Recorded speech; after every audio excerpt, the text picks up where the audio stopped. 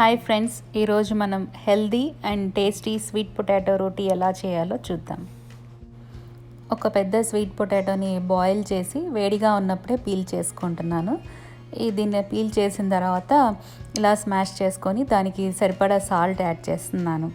తర్వాత ఒక 1.5 కప్ వరకు వీట్ ఫ్లోర్ తీసుకొని దీన్ని స్లోగా యాడ్ చేస్తూ ఫోర్క్ తోటి మిక్స్ చేసుకుంటున్నాను. ఎందుకంటే స్వీట్ పొటాటో చాలా హాట్గా ఉంది, చేయి పెడితే కాలుతుంది. సో అది చల్లారే వరకు ఫోర్క్తో కలుపుకోండి. ఇప్పుడు ఒక 1 స్పూన్ వాటర్ యాడ్ చేసి దీన్ని చపాతీ పిండిలాగా జాగ్రత్తగా కలుపుకుందాం. స్వీట్ పొటాటో హాట్గా ఉన్నప్పుడే పిండిని కలుపుకోవాలి. ఇలా కలుపుకొని 20 మినిట్స్ రెస్ట్ చేసుకుందాం. 20 మినిట్స్ తర్వాత పిండిని మళ్ళీ ఒకసారి కలిపి ఈక్వల్ సైజ్ బాల్స్ లాగా చేసుకుందాం.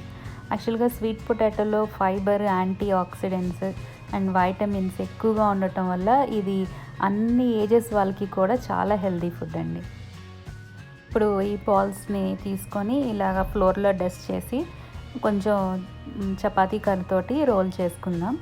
తర్వాత ఇది కొంచెం రోల్ అయిన తర్వాత ట్రయాంగిల్ షేప్లో ఫోల్డ్ చేసి దీన్ని నార్మల్ మనం చపాతీ ఎలా చేసుకుంటామో అలాగే చేసుకుంటున్నాను. మధ్య మధ్యలో పిండిని డస్ట్ చేస్తూ చేస్తున్నాను అన్నమాట.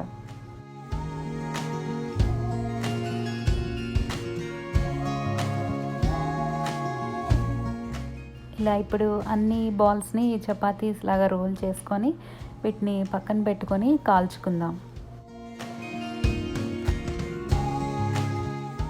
ఇప్పుడు ప్యాన్ కొంచెం హీట్ అయిన తర్వాత మన రోటీని దీనిపైన వేసి చేత్తోనే లైట్గా తట్టుతూ దీన్ని ఇలా కాల్చుకుంటున్నాను.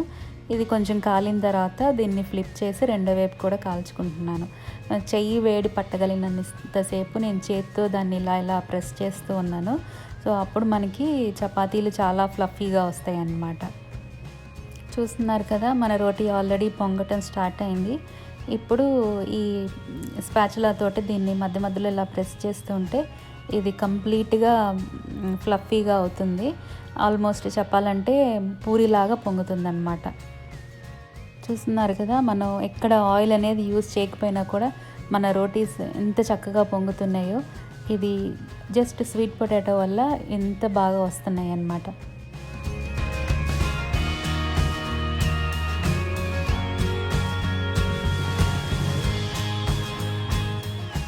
ఇదండి మన healthy and delicious sweet potato recipe. దీన్ని చాలా ఈజీగా చేసుకున్నాం.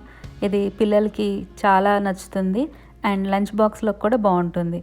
దీన్ని మీరు కూడా ట్రై చేసి నచ్చినట్లయితే ప్లీజ్ లైక్ అండ్ సబ్స్క్రైబ్.